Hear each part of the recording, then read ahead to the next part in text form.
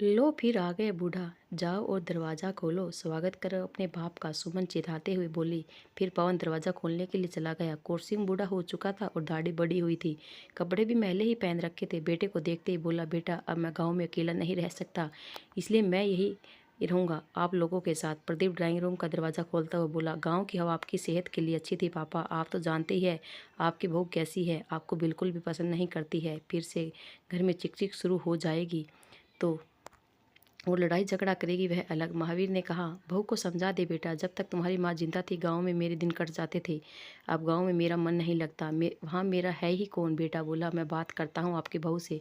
कि पवन अपनी पत्नी के पास जाकर बोला, सुनो अब ज़्यादा शोर शराबा मत करना और ना ही लड़ाई झगड़ा करना, अब आ ही गई है तो रखना ही पड़ेगा। सुमन हाथों को नचाते हुए बोली, ऐसे कैसे रखोगे, मेरे घर में इतने कमरे नहीं है, 4 ही कमरे हैं, एक में हम सोते हैं, एक में हमारे दोनों बच्चे सोते हैं, वो कोने वाला कमरा है उसमें रह लेंगे, एकांत में रहेंगे तो तू भी डिस्टर्ब नहीं होगी। सुमन बोली, 2 महीने बाद मेरा भाई आने वाला है,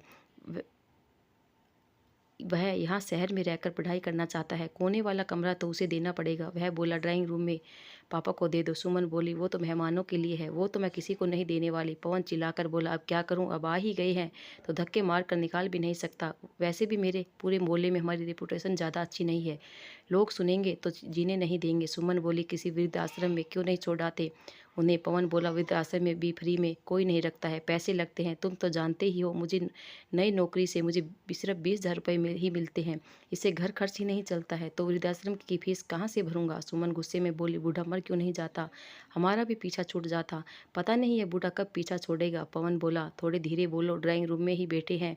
सुमन बोली, सुन लेने दो, मैं नहीं डरती किसी से। ड्राइंग रूम में पोतर पोती के साथ खेलते हुए कोर्सिंग सब सुन रहा था। पता नहीं उन्हें क्या सोच सूझा, वह उठकर घर से बाहर चले गए। 11 वर्षीय अंश आकर बोला, मम्मी दादू घर से बाहर चले गए हैं। पवन बोला, शायद पिताजी ने सब सुन लिया होगा इसलिए वह घर से बाहर चले गए हैं। सुमन बोली, अच्छा होगा अगर वह लौट कर ना आए तो हमेशा के लिए पीछा छूट जाएगा। 9 दिन बीत गए, कोर्सिंग लौट कर नहीं आया। संदीप ने उन्हें ढूंढने गया और ना ही उनकी कोई खोज खबर ली। सुमन तो बहुत खुश थी कि चलो पीछा छूटा। 9 दिन बाद कोर्सिंग लौट आए, अकेले नहीं थे, उनके साथ पुलिस वाले और 7 आदमी थे। उन आपने आते ही पवन से बोले, बेटा ये घर मैंने वृद्ध आश्रम के नाम कर दिया है, बदले में ये लोग हमारे आजीवन सेवा करेंगे। ये घर मैंने मेरे और मेरी पत्नी के लिए बनाया था, तुम्हारी शादी के बाद तुम्हारी पत्नी ने इस घर पर कब्जा कर लिया है, सास बहू की नहीं बनी तो मैं तुम्हारी माँ को लेकर गाँव चला गया ताकि तू सुख से रह सके, मगर मैं अब निसहाय अकेला हूँ। तुम लोग मुझे मेरे ही घर में एक कमरा तक नहीं देना चाहते हैं, तुम लोगों के पास मुझे देने के लिए 2 वक्त की रोटी भी नहीं है, इसलिए मैं नहीं चाहता कि तुम मेरे घर में रहो, इसलिए अभी इसी वक्त तुम इस घर को खाली कर दो और इस घर में वही सामान लेकर जाना जो तुमने खुद से खरीदा है, बाकी का सामान मेरा यहीं छोड़ देना। यह सुनकर पवन और सुमन के पैरों के नीचे से जमीन खिसक गई। सुमन कौरसिंह के पैरों में गिरकर बोली, ससुर जी माफ़ कर दो। कौरसिंह जी बोले, अब माफ़ी मांगने से कोई फायदा नहीं है, क्योंकि ये घर वृद्धाश्रम के नाम हो चुका है। दोस्तों, माँ बाप ने पाल पोस कर बड़ा करते हैं और हम बुढ़ापे में उनकी सेवा तक नहीं कर पाते।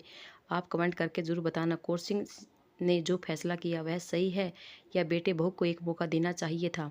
हाँ या ना में कमेंट करके ज़रूर बताना और हमारे चैनल को लाइक शेयर और सब्सक्राइब ज़रूर करना। धन्यवाद। अगर आपको ये वीडियो पसंद आई हो तो शेयर ज़रूर करना। धन्यवाद दोस्तों।